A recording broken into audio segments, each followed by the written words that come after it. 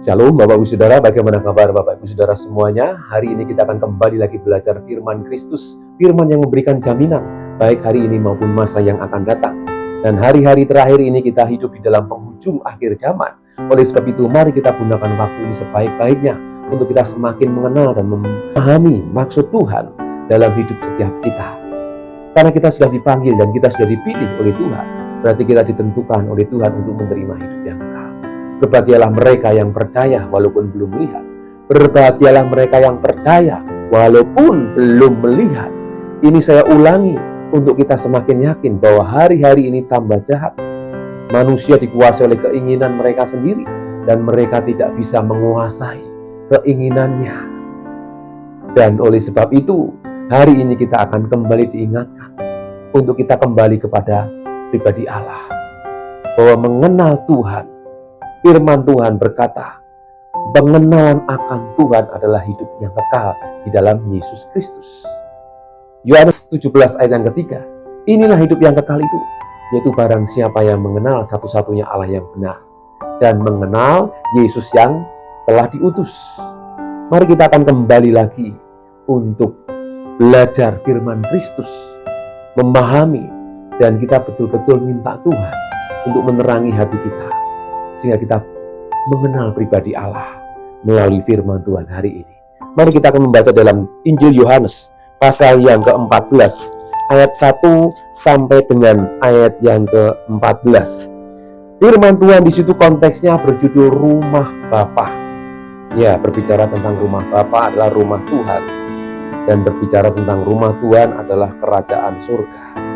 Ya, kerajaan Allah, kerajaan surga bukan soal makanan dan minuman, bukan soal pakaian dan lain sebagainya. Namun berbicara tentang kerajaan Allah, kita sedang berbicara tentang kebenaran. Ya, karena kerajaan Allah itu adalah kebenaran itu sendiri. Kemudian tidak hanya kebenaran, berbicara tentang kerajaan Allah, berbicara tentang damai sejahtera. Karena ada kebenaran, di situ akan tumbuh damai sejahtera. Dan damai sejahtera itu ditambah dengan sukacita oleh Roh Kudus. Ya, ada kebenaran, ada damai sejahtera, ada sukacita oleh Roh Kudus.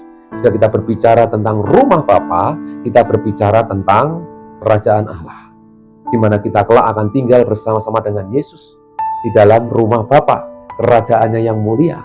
Ini yang sedang dinanti-nantikan oleh kita, orang-orang yang percaya kepada Yesus. Dan bersyukur kita memiliki Tuhan Yesus yang telah menyatakan diri menjadi manusia untuk kita bisa mengenal pribadi Allah yang maha kuasa dan lain sebagainya. Bersyukur kepada Tuhan jika hari ini kita bisa mengenal Yesus, dan cukup hanya Yesus. Cukup hanya Yesus. Kita bisa mengenal pribadi Allah yang maha kuasa. Orang boleh mencari kebenarannya sendiri, boleh melakukan ritual dan berbagai macam upacara untuk mengenal, mencari, memahami ya pribadi Allah maha kuasa yang maha segala-galanya. Namun kita mengenal Yesus itu sudah cukup. Karena di dalam Yesus kita mengenal pribadi Allah yang sesungguhnya. Amin. Sebab dia hidup, setiap dia bangkit. Jika dia mati, sia-sialah iman kita. Namun dia bangkit dan dia hidup, dan dia memberikan kekekalan. Mari kita akan membaca perikop ini. Rumah Bapa, Yohanes 14. Janganlah gelisah hatimu, percayalah kepada Allah, percayalah juga kepadaku. Di rumah Bapakku banyak tempat tinggal. Jika tidak demikian, tentu aku mengatakannya kepadamu. Sebab aku pergi ke situ untuk menyediakan tempat bagimu. Dan apabila aku telah pergi ke situ dan telah menyediakan tempat bagimu, aku akan datang kembali dan membawa kamu ke tempatku, supaya di tempat di mana aku berada, kamu pun berada. Dan kemana aku pergi, kamu tahu jalan ke situ? Kata Thomas kepadanya, Tuhan, kami tidak tahu kemana engkau pergi, jadi bagaimana kami tahu jalan ke situ? Kata Yesus kepadanya, akulah jalan dan kebenaran dan hidup.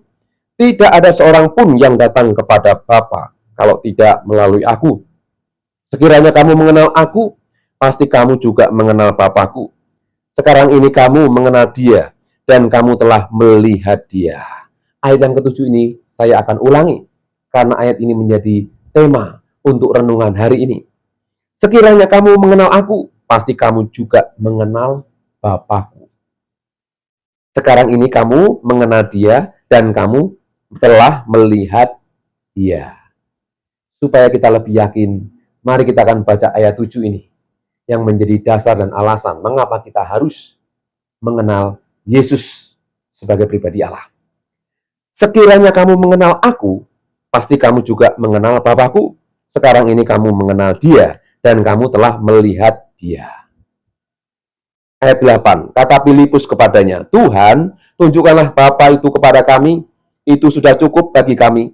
Kata Yesus kepadanya, telah sekian lama aku bersama-sama kamu, Filipus, namun engkau tidak mengenal Aku. Barang siapa telah melihat Aku, ia telah melihat Bapa. Saya ulangi, barang siapa telah melihat Aku, ia telah melihat Bapa. Ketiga kali, barang siapa telah melihat Aku, ia telah melihat Bapa. Bagaimana engkau berkata, tunjukkanlah Bapa itu kepada kami? Tidak percayakah engkau bahwa Aku di dalam Bapa dan Bapa di dalam Aku? Apa yang Aku katakan kepadamu, tidak Aku katakan dari diriku sendiri, tetapi Bapa yang diam di dalam Aku, Dialah yang melakukan pekerjaannya. Percayalah kepadaku bahwa Aku di dalam Bapa dan Bapa di dalam Aku, atau setidak-tidaknya percayalah karena pekerjaan-pekerjaan itu sendiri. Ayat 12. Aku berkata kepadamu, sesungguhnya barang siapa percaya kepadaku, ia akan melakukan juga pekerjaan-pekerjaan yang Aku lakukan, bahkan pekerjaan-pekerjaan yang lebih besar daripada itu, sebab Aku pergi kepada Bapa, dan apa juga yang kamu minta dalam namaku, Aku akan melakukannya, supaya Bapa dipermuliakan di dalam Anak. Jika kamu meminta sesuatu kepadaku dalam namaku, Aku akan melakukannya. Luar biasa Bapak Saudaraku, jika kita memiliki iman percaya kepada Yesus, mari kita semakin sungguh-sungguh mengenal pribadi Allah di dalam Yesus Kristus. Bapak Saudaraku, tema kali ini mengapa harus mengenal Yesus? Karena bagi kita sebagai pengikut Kristus, kita yang telah dipilih, dipanggil oleh Tuhan untuk ditentukan memperoleh hidup yang kekal, tinggal bersama-sama dengan Dia, kita wajib mengenal pribadi Tuhan. Kita melihat pribadi-pribadi murid Yesus, baik Thomas maupun Filipus. Mereka lah orang-orang yang mewakili orang-orang yang memiliki kepandaian untuk menyatakan hal-hal yang real. Jika Thomas tadi mengatakan, Tuhan, kami tidak tahu kemana Engkau pergi, jadi bagaimana kami tahu jalan ke situ? Tuhan berkata, Akulah jalan dan kebenaran dan hidup. Satu jawaban yang membuat kita sebagai pengikut Kristus harus semakin memahami bahwa pribadi Yesus adalah jalan. Jalan untuk menerima keselamatan. Jalan untuk menuju kepada kehidupan. Jalan di mana manusia seringkali menerima jalan buntu. Yesus memberikan jalan, solusi. Dan ini cukup jelas disampaikan oleh Yesus. Akulah jalan dan kebenaran. Yesus membawa kepada kebenaran. Jalan yang Yesus tunjukkan itu menuju kepada kebenaran. Karena Dia adalah kebenaran. Amin Bapak Ibu Saudara. Itu yang disampaikan oleh Thomas. Dan kita akan melihat apa yang disampaikan oleh Filipus. Ini sangat menarik Bapak Ibu Saudaraku. Kata Filipus kepadanya, Tuhan, tunjukkanlah Bapa itu kepada kami. Itu sudah cukup bagi kami. Seolah-olah pertanyaan ini sangat bagus sekali.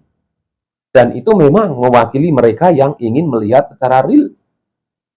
Namun Tuhan pun dengan kuasa hikmat-Nya, Dia memberikan jawaban yang tegas. Kata Yesus kepadanya, telah sekian lama aku bersama-sama dengan kamu, Filipus.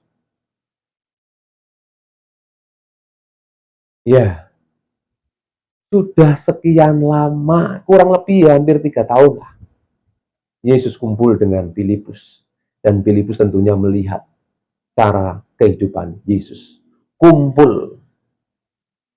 Bapak Ibu Saudaraku, kita akan mengenal ya pasangan kita karena kita kumpul dengan dia. Kekurangan, kelebihan, bahkan hal-hal yang baik dan yang buruk kita bisa tahu dan mengenal. Kita punya sahabat, teman dekat. Demikian juga kita bisa memahami mereka karena kita kumpul dengan mereka. Kita berbaur dengan mereka. Gaya ngomongnya, cara berbicara, cara berpikir, logat, suara, gerak-gerik, tingkah laku, dan lain sebagainya. Kita bisa mengenal dan memahami. Sehingga ketika kita belajar tentang mengenal pribadi Yesus, kita juga diajak untuk bisa belajar memahami orang lain. Karena tanpa sadar pun kita diajar, kita dilatih oleh orang-orang yang ada di sekitar kita. Kita tidak bisa menjadi orang yang sempurna, orang yang sabar, kalau kita tidak diperhadapkan dengan orang-orang yang seringkali membuat kita ini tidak sabar. Kita belajar setia karena melihat orang-orang yang menunjukkan bagaimana hidup dengan kesetiaan. Kita tidak bisa belajar cara menghargai orang tua kalau kita tidak melihat anak-anak yang kurang ajar, yang tidak mau berterima kasih kepada orang tua.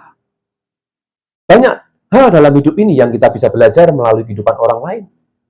Teman-teman dan sahabat dekat kita, bahkan pasangan kita. Dalam hal ini kita bisa melihat murid-murid Yesus, baik Thomas, baik Filipus, Matius, Yohanes, dan lain-lain. Mereka melihat kehidupan Yesus. Cara Yesus hidup, cara Yesus berbicara, dan lain sebagainya. Gaya hidup, doa Yesus yang menjadi teladan bagi murid-muridnya, dan lain sebagainya. Ini Bapak Saudaraku. Ternyata ketika kita belajar firman Tuhan pun, kita sedang dilatih, diajar untuk memahami kehidupan Yesus sebagai pribadi Allah dan firman yang telah menjadi manusia. Amin Bapak Saudaraku. Jadi bagi kita orang-orang yang percaya, yang telah dipilih, dipanggil oleh Tuhan untuk menerima hidup yang kekal, kita wajib mengenal Yesus. Kenapa? Karena Dia yang membuat kehidupan kita sebagai manusia. Mari kita akan melihat Kejadian 1 ayat 26 sampai 27. Berfirmanlah Allah, baiklah kita menjadikan manusia menurut gambar dan rupa kita. Dan mereka berkuasa atas ikan-ikan di laut dan burung-burung di udara dan atas ternak dan atas seluruh bumi dan atas segala binatang melata yang merayap di bumi. Maka Allah menciptakan manusia itu menurut gambarnya. Menurut gambar Allah diciptakannya dia, laki-laki dan perempuan diciptakannya mereka. Jadi jelas manusia itu ciptaan Tuhan. Namun seringkali manusia lupa ketika mereka sadar sebagai ciptaan, mereka masih ingin menguasai pribadi Allah. Maksudnya apa saudaraku? Manusia sudah diberi kekuasaan yang sedemikian rupa. Namun oleh karena kecongkakan dan kesombongan, mereka ingin menguasai Tuhan. Saya harap Bapak Saudara bisa memahami maksud saya. Hari-hari ini manusia yang dikuasai oleh keinginan, oleh segala kecongkakan, keakuan dan keegoisan. Manusia ingin mengatur segala sesuatu, bahkan mengatur Tuhan. Mereka kehilangan jati diri. Mereka tidak mau diatur oleh Tuhan, tapi mereka ingin mengatur Tuhan. Contohnya bagaimana, saudaraku? Banyak. Ketika kita berdoa, kita boleh menyampaikan segala keinginan dan cita-cita kita, harapan kita. Namun seringkali manusia berdoa, seolah-olah kita menyuruh Tuhan untuk menuruti keinginan kita. Ini yang salah. Sehingga dalam doa pun, Tuhan memberikan jawaban, ya, tidak, nanti dulu. Itu sudah cukup. Selebihnya kita serahkan sepenuhnya kepada Tuhan. Jika Tuhan jawab ya, itu pun karena kebaikan Tuhan. Jika tidak, kita pun tetap harus bersyukur karena itu yang terbaik buat kita. Jika nanti dulu, berarti Tuhan melatih kita untuk belajar sabar. Untuk kita betul-betul memahami maksud Tuhan dalam kehidupan kita. Seringkali kita yang mengatur Tuhan. Padahal Tuhan sudah memberikan kuasa atas seluruh bumi ini. Ikan-ikan, burung-burung di udara, binatang melata, laut, udara. Tuhan beri kuasa kepada manusia. Namun seringkali manusia lupa diri. Mereka ingin menguasai Sang Pencipta. Bapak saudaraku, mengenal Yesus. Dia sebagai pribadi manusia yang telah menanggalkan segala kemuliaan keilahiannya, menjadi seorang hamba lahir di kandang domba, yang sebentar lagi kita akan merayakan Natal. Kita diingatkan melalui firman Tuhan hari ini, untuk kita menyadari sebagai manusia, kita tidak boleh menyombongkan diri. Oleh karena kepandaian kita, keangkuhan kita, kehebatan kita, kekayaan kita, kita tidak boleh menyombongkan diri, karena Tuhan menentang orang-orang yang mencongkak. Ya, manusia diciptakan untuk memiliki hubungan dengan Tuhan. Sekali lagi, mengapa kita harus mengenal Yesus? Karena Yesus mengajar kita untuk memiliki hubungan yang baik satu dengan yang lain. Sehingga hukum yang utama adalah kasih. Kasihilah Tuhan Allahmu dengan segenap hatimu, kekuatanmu, pengetahuan, dan segala akal budimu. Dan kasihlah manusia seperti dirimu sendiri. Sehingga mengenal Yesus, kita diajar untuk memiliki hubungan pribadi dengan Tuhan, hubungan pribadi kita, manusia dengan sesama kita. Ya, namun dosa telah memisahkan kita dari Tuhan. Ya, Roma 3 ayat 23. Karena semua orang telah berbuat dosa dan telah kehilangan kemuliaan Allah. Ini yang menjadi alasan mengapa hubungan kita dengan Tuhan seringkali rusak, karena ada dosa. Mari, Bapak Ibu Saudaraku, ketika kita mengenal Yesus Kristus, kita harus sadar bahwa hidup kita sedang dikuduskan. Kita disucikan oleh firman Tuhan. Firman yang telah menjadi manusia. Jadi, ketika kita mengenal pribadi Yesus, selalu kita harus gunakan hati kita untuk sadar bahwa kita sedang dikuduskan. Dan semakin dikuduskan. Sebab tanpa kekudusan tidak mungkin manusia melihat Allah. Amin, Bapak Saudaraku. Kemudian selanjutnya, manusia memiliki kebutuhan. Manusia memiliki kebutuhan yang tidak dapat dipenuhi oleh hal-hal duniawi. Pengkhotbah 1 ayat 2 dan 8. Kesia-siaan belaka, kata pengkhotbah, kesia-siaan belaka, segala sesuatu adalah sia-sia. Ayat yang ke-8, segala sesuatu menjemukan, sehingga tak terkatakan oleh manusia, mata tidak kenyang melihat, telinga tidak puas mendengar. Kita diingatkan oleh ayat ini, manusia tidak akan pernah puas selama mereka tinggal di bumi. Mereka akan dikuasai oleh keinginan dunia, dan dunia akan mengikat mereka untuk mereka hidup di dalamnya. Sadar tidak sadar kita manusia sedang dibawa kepada kebinasaan ketika kita menghidupi, menuruti keinginan dunia ini. Pengkhotbah mengatakan jelas, mata tidak akan pernah puas melihat, telinga tidak akan pernah puas mendengar. Ini kenyataan dalam hidup ini. Jadi hal ini mengingatkan bahwa manusia memiliki kebutuhan yang tidak dapat dipenuhi oleh hal-hal duniawi. Hanya pribadi Tuhan yang bisa memuaskan. Jika manusia di dunia ini tidak akan pernah puas. Tapi ketika manusia berjumpa dengan yang menciptakan, Sang Pencipta, maka dia akan dipuaskan. Amin. Ya, kemudian manusia membutuhkan hubungan yang benar dengan Tuhan, dan manusia membutuhkan keselamatan. Roma 3 ayat 23 tadi jelas mengatakan, ya, bahwa manusia semua telah kehilangan kemuliaan Allah karena dosa.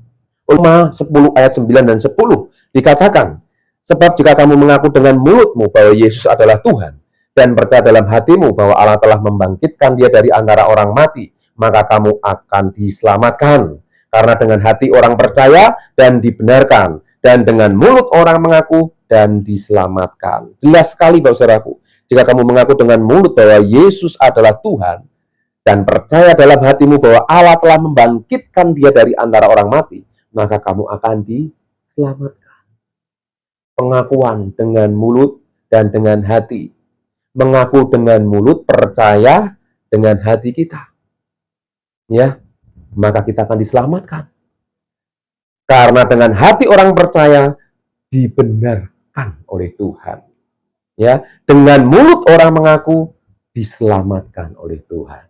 Amin, Bapak Ibu Saudaraku, luar biasa.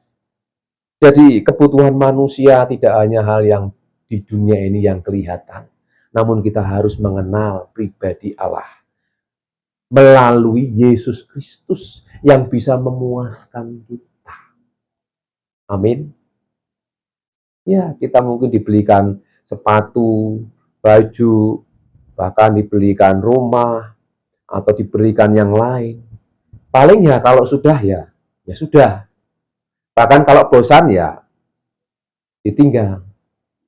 Namun ketika kita memiliki Yesus, kita percaya kepada Yesus, kita akan memiliki satu kepuasan. Dan kepuasan itu tidak akan lenyap. Namun itu akan terus terbawa, bahkan sampai kita kembali kepadanya. Amin, Bapak Saudaraku. Ya, ini satu hal yang indah. Mengapa kita harus mengenal Yesus? Ya, karena Yesus adalah jawaban. Tuhan mengutus Yesus, ini yang seringkali menjadi pertanyaan.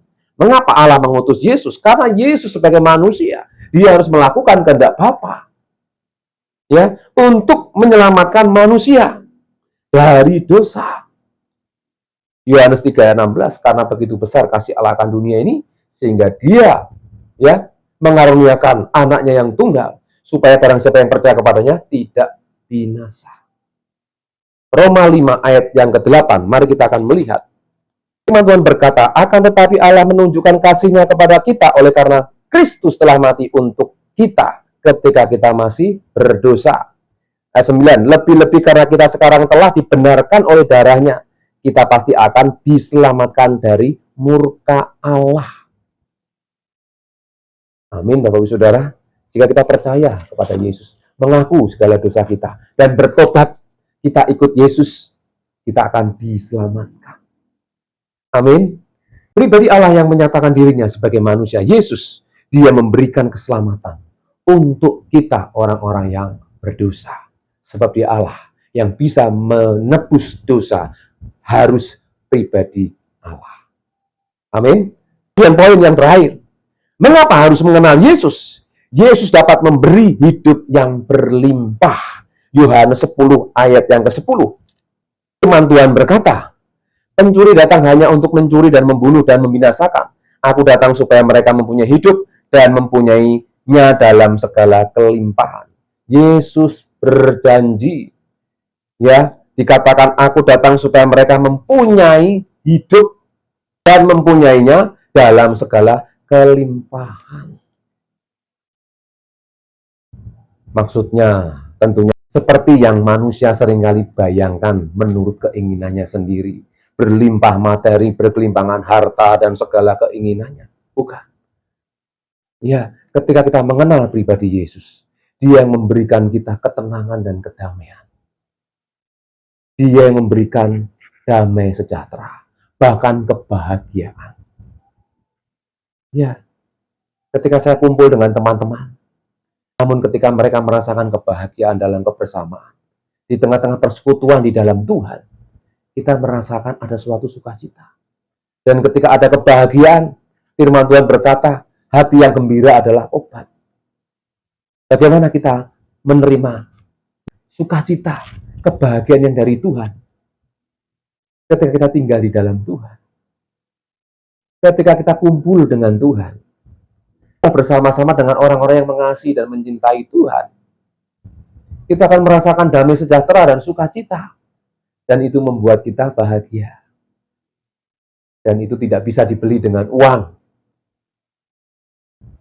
Jadi ketika kita berkumpul, bersekutu dengan pribadi Tuhan, di situ ada kebenaran, di situ akan tumbuh damai sejahtera, dan akan ada sukacita. Ini yang dimaksud kelimpahan. Itu tidak bisa dibeli dengan uang. Kebahagiaan-kebahagiaan yang Tuhan berikan tidak bisa dibeli dengan uang. Karena kita merasakan, baik secara jiwa dan juga roh kita. Sehingga itu berdampak kepada tubuh kita. Tubuh kita disegarkan. Amin, Bapak Ibu Saudaraku. Biarlah firman Tuhan hari ini mengingatkan kita untuk kita semakin memahami, mengenal pribadi Tuhan Yesus. Ya, Yesus dapat memberikan pengampunan dosa dan keselamatan. Dia yang berhak dan berkuasa atas kehidupan manusia. Kita orang-orang yang berdosa. Dia yang bisa mengampuni, bahkan dia bisa memberikan keselamatan. Yesus memberikan hubungan yang baik, hubungan yang benar dengan pribadi Allah. Ya, dia memberikan teladan bagaimana memiliki hubungan yang baik dan berkenan sebagai manusia kepada Sang Pencipta. Dan Yesus memberikan kekuatan dan penghiburan di dalam kesulitan dan kelemahan. Ya, 2 Korintus 1 ayat 8 sampai 10. Sebab kami mau, saudara-saudara, supaya kamu tahu akan penderitaan yang kami alami di Asia Kecil. Beban yang ditanggungkan atas kami adalah begitu besar dan begitu berat, sehingga kami telah putus asa juga akan hidup kami. Bahkan kami merasa seolah-olah kami telah dijatuhi hukuman mati. Tetapi hal itu terjadi supaya kami jangan menaruh kepercayaan pada diri kami sendiri, tetapi hanya kepada Allah yang membangkitkan orang-orang mati. Dari kematian yang begitu ngeri, Ia telah dan akan menyelamatkan kami. Kepadanya kami menaruh pengharapan kami, bahwa Ia akan menyelamatkan kami lagi. Luar biasa, Bapak Ibu Saudaraku. Jadi, sebagai pengikut Kristus, kita semakin hari mengenal pribadi Yesus, kita akan tahu bagaimana kita mengenal pribadi Sang Pencipta. Sehingga Filipi 4 ayat 13 mengatakan, segala perkara dapat kutanggung di dalam Dia yang telah memberikan kekuatan kepadaku. Amin, Bapak Ibu Saudaraku. Biarlah hari-hari ini, apapun yang terjadi, apapun persoalan dalam hidup kita, jangan tinggalkan Yesus, jangan lepaskan Yesus, karena Yesus sudah cukup untuk kita. Kita bisa mengenal pribadi Allah Sang Pencipta, karena di dalam Dia ada keselamatan, ada kekuatan, ada penghiburan, bahkan hidup yang kekal. Amin. Mari kita akan berdoa. Terima kasih Bapa di surga, kami bersyukur hari ini kami boleh kembali belajar firman-Mu, ajar kami untuk tidak hanya belajar mendengar, namun kami menjadi pelaku-pelaku firman yang menghidupi firman, karena kami tahu ketika kami menghidupi firman-Mu, Engkau tinggal dalam hidup kami, dan kami tidak pernah sendirian. Engkau selalu memberikan kami kekuatan, memberikan jalan keluar, bahkan memberikan kegairahan untuk menghadapi tantangan sampai akhir dalam hidup kami. Terima kasih Bapak, terima kasih. Kami serahkan hidup kami, yang sakit Tuhan sembuhkan, yang lemah Tuhan kuatkan, yang berbeban berat Tuhan berikan kekuatan yang baru. Berikan kami semua Tuhan urapan yang baru. Hari ini Bapak, kami serahkan hidup kami ke dalam tangan kuasa-Mu. Di dalam nama Tuhan Yesus Kristus, kita yang mengasihi Tuhan katakan bersama, amin. Tuhan Yesus memberkati.